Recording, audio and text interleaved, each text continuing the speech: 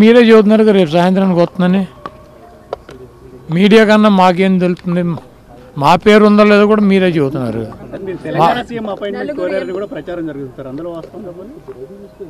ఇక్కడ ఉన్న ఒక స్టేట్లో మా సీఎం గారు మా పనులే మాకు సాగట్లేదు. మళ్ళీ పక్క రాష్ట్రం వెళ్ళి పక్క రాష్ట్ర సీఎం, కర్ణాటక సీఎం అపాయింట్మెంట్ తీసుకుని నేనేం చేయను.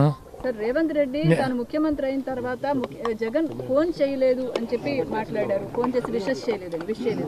ట్విట్టర్లో పెట్టాడు కమ్మా, బెస్ట్ విషెస్ అని చెప్పి ముఖ్యమంత్రి గారు ట్విట్టర్లో పెట్టారు కదా.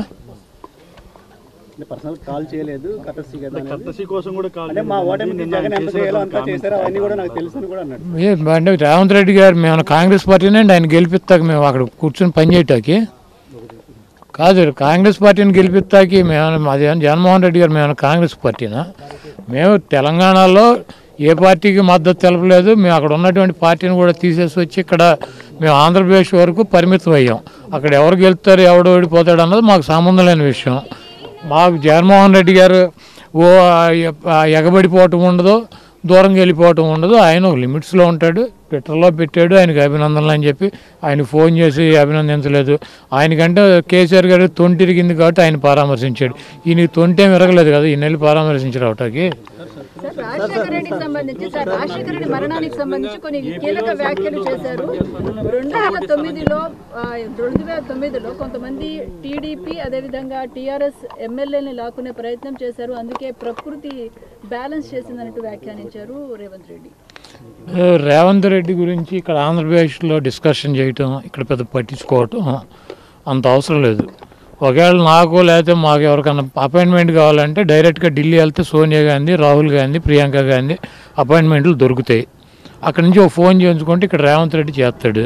కాబట్టి ప్రత్యేకంగా మాకు రేవంత్ రెడ్డి అపాయింట్మెంట్ తీసుకోవటం, రేవంత్ దగ్గరికి వెళ్ళటం, ఇది రేవంత్ రెడ్డి ఏదైనా ప్రాంతీయ పార్టీనా? రేవంత్ రెడ్డి ఏమైనా సుప్రీమా? వాళ్ళే ముఖ్యమంత్రిగా పెట్టుకున్నారు, ఆయన ఆ పదవిని ఎంజాయ్ చేయమనండి. ఊరిని ఇవన్నీ ముఖ్యమంత్రి గురించి వాళ్ళ గురించి నాకు ఫోన్ చేయలేదు, ఏంది దీనికి ఫోన్ చేసేది? ఆయన ట్విట్టర్లో పెట్టాడు మర్యాదగా కంగ్రాచులేషన్స్ ముఖ్యమంత్రి అయినందుకు అని చెప్పి. నాకు ఫోన్ చేయలేదు, నన్ను వచ్చి కలవలేదు. ఎందుకు ఫోన్ చేస్తారు, ఎందుకు వెళ్ళి కలుస్తారు? ఒక్కొక్కళ్ళ పద్ధతి ఒక రకంగా ఉంటుంది. మా చంద్రబాబు నాయుడు అయితే ఎవడు ముఖ్యమంత్రి అవుతాడని చూసుకుంటూ ఉంటాడు. కౌంటింగ్ టపటప్ప ఫోన్ కొట్టి నేనే నిన్ను గెలిపించానని చూద్దాడు. మాకు ఆ పరిస్థితి లేదు, మేము అంత ఎగబడాల్సిన అవసరం లేదు. కాబట్టి ఇవన్నీ రేవంత్ రెడ్డినో లేకపోతే పక్క రాష్ట్ర ముఖ్యమంత్రులనో పట్టించుకునే టైం జగన్మోహన్ రెడ్డి గారికి లేదు. మాకు ఇక్కడ మా రాష్ట్రము, మా రాష్ట్ర పరిస్థితులు, ఇక్కడ ఉన్నటువంటి ప్రజానీకం, ఇక్కడ ఉన్నటువంటి పొలిటికల్ సిచ్యువేషన్స్లోనే మేము ఉంటాము. మాకు ఈ రాష్ట్రంలో తప్పించి పక్క రాష్ట్రాల్లో మాకు ఒక పార్టీ ఉంది కదా, ఎందుకు తీసాం? వద్దనుకునే కదా. ఒక ఎంపీ గెలిచాం, ఖమ్మం జిల్లాలో 3 ఎమ్మెల్యేలు గెలిచాం. మేము పోటీ చేసిన ప్రతి చోట 40,000 50,000 ఓట్లు వచ్చినాయి. అయినా కూడా వద్దనుకుని మేము ఇక్కడికి ఎందుకు వచ్చాము? మాకు అవసరం లేదనే కదా పక్క రాష్ట్ర రాజకీయాల్లో. మళ్ళీ ఇప్పుడు ఏదో ఇవన్నీ కూడా ఏపీఎన్ రాధాకృష్ణ పని పాట లేకుండా అక్కడ ఒక సొల్లు ఎకిలి పురాణం అని ఒకటి పెట్టి ఆ ఎకిలి ప్రోగ్రాంలో పెట్టే కార్యక్రమం ఇవన్నీ పెద్ద మాట్లాడుకోవడం. షర్మిల గారికి ఏపీలో షర్మిల గారికి పూర్తిగా సపోర్ట్ అందిస్తాను ఎవరు? రేవంత్ రెడ్డి రేపు వచ్చేయండి. లేకపోతే ఆయన్ని వచ్చి ఇక్కడ ప్రెసిడెంట్ అవ్వమనండి.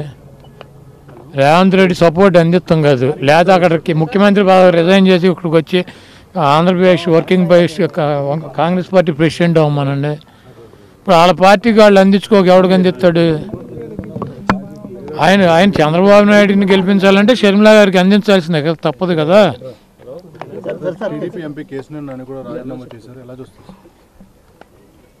చంద్రబాబు నాయుడు చాలా స్పష్టంగా డబ్బులకి సీట్లు అమ్ముకుంటున్నాడు. అతనికి కష్టకాలంలో ఉన్నటువంటి కేసీఆర్ నానిని పక్కన పెట్టి వాళ్ళ తమ్ముడు 100 కోట్లు 150 కోట్లు ఇస్తాను అంటున్నాడంటే ఎంపీని పక్కన పెట్టి సీటు అమ్ముకున్నాడు.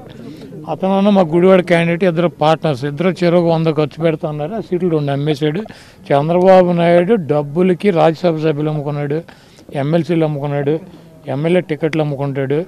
ఆడు చంద్రబాబు అనేవాడు 420 ఎన్టీఆర్ఆర్ పెట్టినటువంటి పార్టీలో పందికొక్కులాగా చేరి డబ్బులు నిన్న అక్కడ మీటింగ్లో చెబుతున్నాడు, మీరందరూ నేను 45 ఒక్కొక్కళ్ళకి పిల్లలకి 15,000 ఇస్తాను సంవత్సరానికి, మీరు 4-5 పిల్లల్ని కనమని చెప్పి. ఆ 15,000 నీ పప్పు గడికి ఆడితో కనిపించవు 4-5